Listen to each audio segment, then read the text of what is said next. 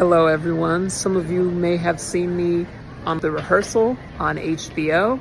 And for those of you who are familiar with the show, you would know that there's no better place for me to film this video than in the airport. It just so happens that my flight got delayed, so I got a little extra time, and I'm on my way to New York City for my grandma's 90th birthday. Anyways, back to The Rehearsal. So at first glance, when you see me on that show, you might think, oh wow, that's so cool.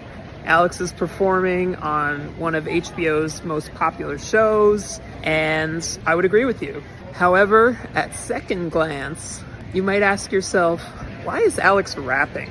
Yo, Grace is amazing. Doesn't he mostly sing? You might also ask yourself, where's the saxophone? You might also ask yourself, why is he dressed like and giving Vanilla Ice vibes? And you might also ask yourself, of all the songs to rap, why Amazing Grace? Does anyone need that in their lives? I don't think so. And the answer to all those questions is one person's name, and that is Nathanfielder. For those of you who are not familiar with his work, Nathan does these massive pranks.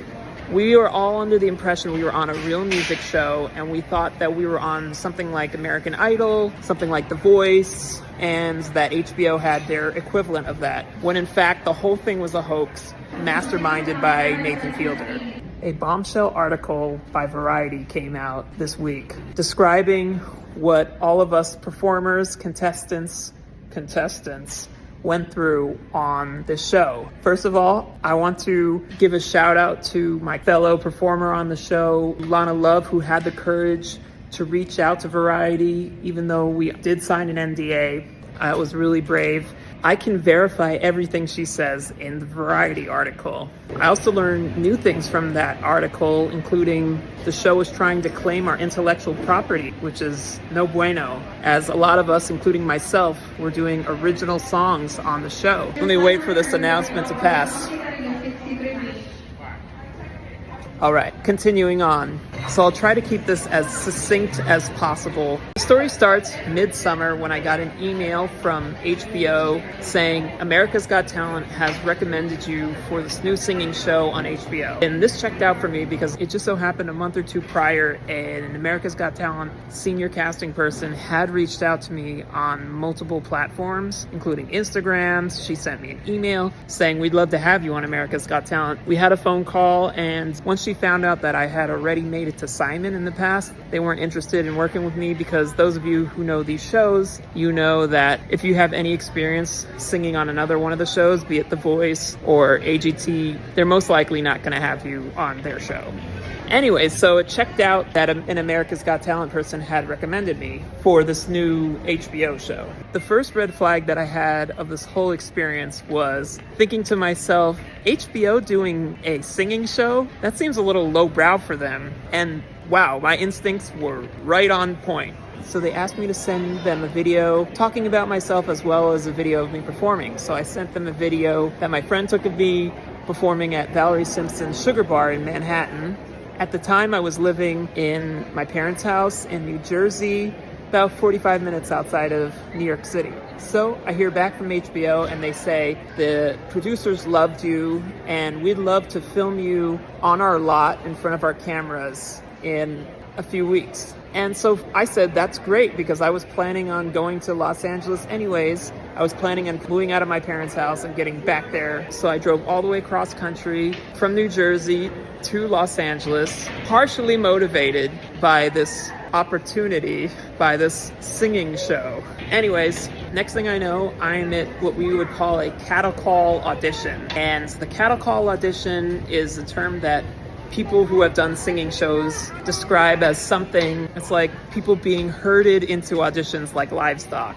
Variety says there was about 1,000 people there. That doesn't surprise me. What was really weird for me was when I got to the cattle call first audition, the production staff knew who I was. The PAs had been buzzing about me and they were saying, oh yeah, we saw your video. We saw you with the saxophone. Like, you're amazing. Immediately I thought, oh, that's good. That means I have a high chance of making it to the next round. A lot of these shows are predetermined anyways, so maybe it's already decided that I go into the next round as long as I don't mess up badly. So I get to the first audition, and some of you might know this already. I did audition in front of a judge in a pilot's outfit, and that was a red flag for sure. Another red flag was getting the American Idol style golden ticket that said Wings of Voice. I remember thinking to myself, wow, that is a stupid name for a singing show.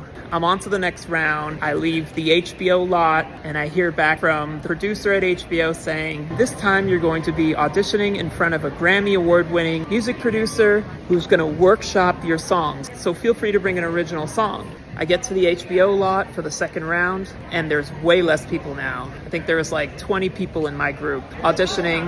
And yes, there is a Grammy award-winning music producer. I sing for him. I play my saxophone. I play one of my original songs, and it goes awesome. He asks me, can I rap? I told him yes, because I'll say yes to any opportunity that's performance-oriented. And in some of my songs, I kind of sing rap. So I just did my song Supernova for him when I was growing up. The bullies used to call me an alien.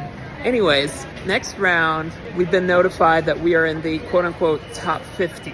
And I've been placed in the hip-hop group, which is surprising to me because I'm not a hip-hop artist. In fact, what's even more crazy is that another one of the members of the hip-hop group is this guy named Sir Blake, who was an American Idol top 25 singer. So him rapping is not the best use of his talents, even more than me.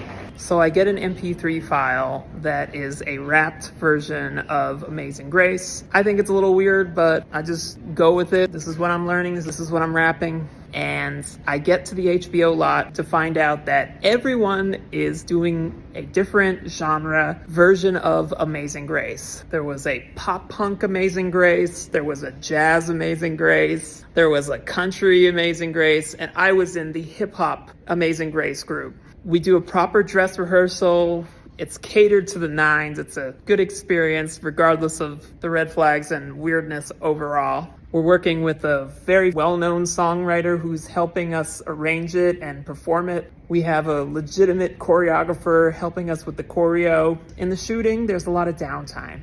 So we're just talking to each other. We were considered the top 50 performers, which is BS, actually, because there was really only 25 real singers. The other 25 were extras who weren't even supposed to sing, I guess to save money. We're in this big holding area and we're all talking to each other, and we're talking about some of the things that are kind of weird about the show. And I mean, there's the obvious ones. Why are we doing Amazing Grace? Why do we not really know what's going on? And a select group of us figured out that it was not a real show and that it was really just the rehearsal. We didn't want to say anything because we didn't want to get fired. And so I think most people who saw the episode probably didn't know until watching the episode that they were really part of this other show that wasn't a real singing show, that wasn't a real music show. So when we got to the set where we're going to be filming, which is a partial recreation of the Houston airport, it confirmed what we already knew, that this was a joke show, this was not a real music show,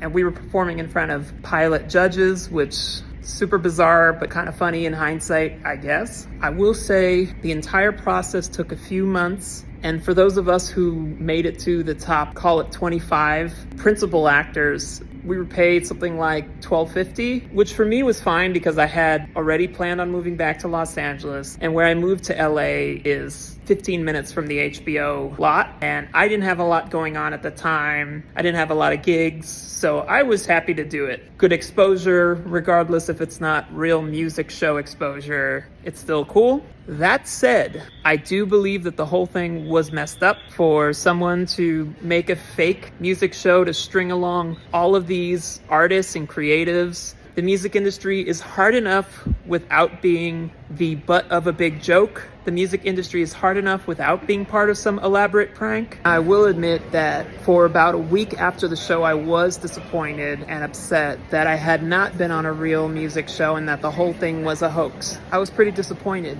but I can only imagine how other people on the show must have felt, given that a lot of people flew from other states thinking it was a real music opportunity.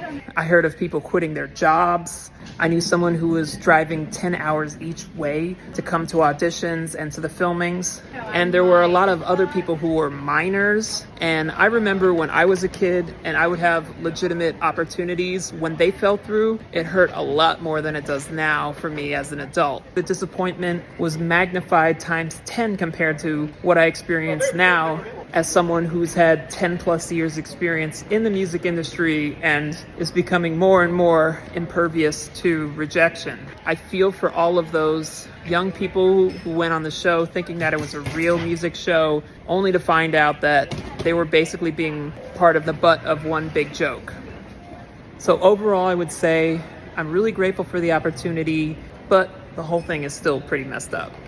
I went on an HBO show thinking that it was a singing competition, when in fact it was just an elaborate prank, part of a tangential plot line masterminded by Nathanfielder. It was a net win for me. I didn't have much going on at the time. I didn't have too many gigs. It helped motivate me to get back to Los Angeles. I got to be on a major HBO show. It made me SAG-AFTRA eligible, so now I can do SAG-AFTRA gigs. Anyways, that is my experience. I hope you enjoyed this video. Right, I gotta go catch my flight to New York for my grandma's 90th birthday. Hopefully the flight doesn't crash, thanks to Nathanfielder.